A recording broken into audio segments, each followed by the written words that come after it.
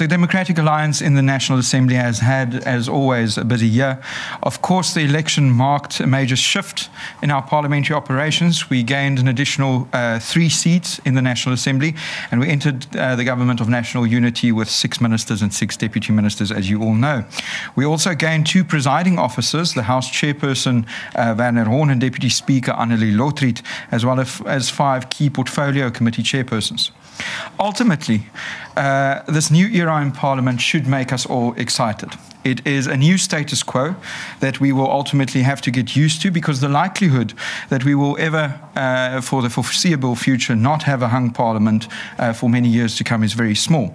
The consequence of this is that we now have the opportunity to restore the dignity of Parliament through ensuring that there is a healthy culture of accountability and debate, that there is no guarantee for support for bad ideas that would affect the country negatively, and that we will have to continue to negotiate an acceptable midway that will improve the lives of everyone.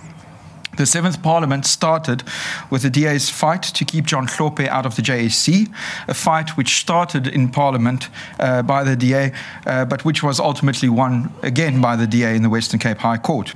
We also ensured that key issues are brought to Parliament. Some of them include the electricity price hike issue, the water crisis issue that's ongoing, and the SASSA hacking scandal.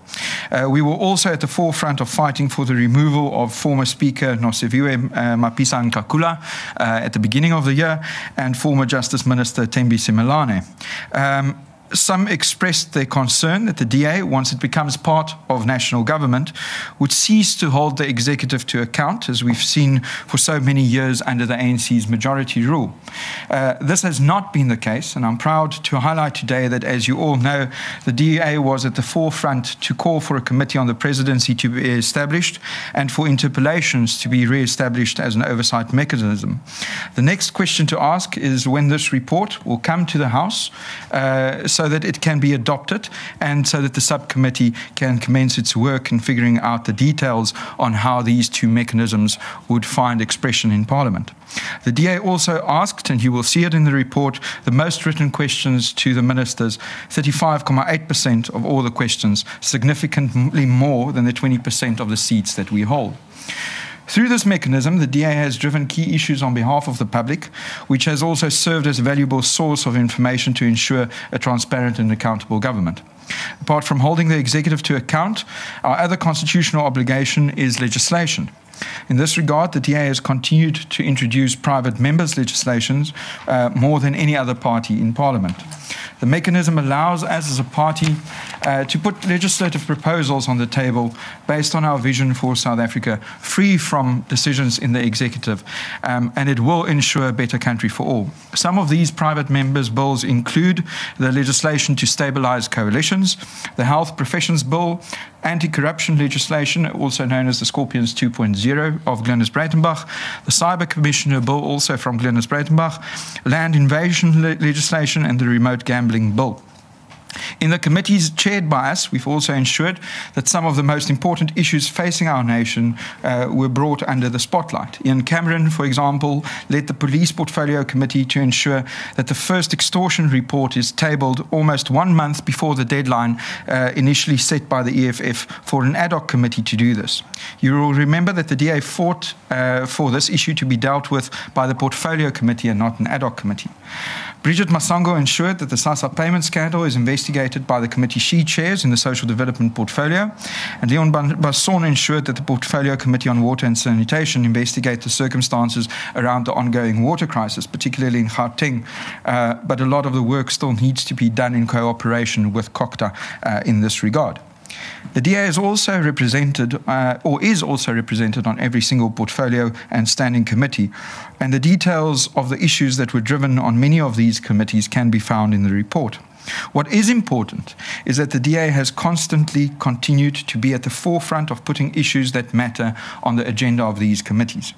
Of course, the one big difficulty that lies ahead is to see how we will negotiate legacy legislation from the 6th Parliament introduced by the ANC in such a way that we can support such legislation. In a coalition, the general rule is that parties support the budget to enable their government to continue. We did so with the legacy budget tabled in February for this purpose, and only this purpose. With the midterm budget, we were more comfortable to support it, since many of the fiscal policies contained are suggestions raised by the DA, such as fiscal discipline, no rising taxes, no bailouts for SOEs, and the removal of VAT on certain food items. However, it must always be kept in mind that a coalition is in principle a constant compromise between the parties that make up this partnership. And as much as we manage to get some of our policies included in what ultimately gets tabled, so our GNU partners will also have to win and lose some of what they propose. All in all, nobody ever gets everything they wanted in a coalition, but everyone must get something of what they propose will make the lives of our citizens better. And in that instance, I submit to you all that we are in a much better position now to make a difference to our country than we were a few months ago. This does not extend, however, to the legacy legislation from the 6th Parliament introduced by the ANC then, and the DA will not hesitate to oppose some of these bills that are not in the interest of the citizens of South Africa. The DA therefore stands where we always have stood, on the side of the Constitution that requires us to use Parliament to advance accountability and democracy, to raise the issues that affect the public, to expose corruption, to bring innovative legislation and scrutinize the legislation proposed by the executive, and to debate all of this in a constructive way. Our aim is to safeguard individual rights and to build a more open, liberal society for everyone to thrive in. Finally, I would like to, as the Chief Whip, express my gratitude to the parliamentary staff, in particularly our operational staff, our researchers, the policy unit and the communications department, for ensuring that all our work in Parliament is done in a professional and meaningful way. They keep the engine rooms going and they enable us as the MPs to represent the voters to the best of our abilities. Thank you.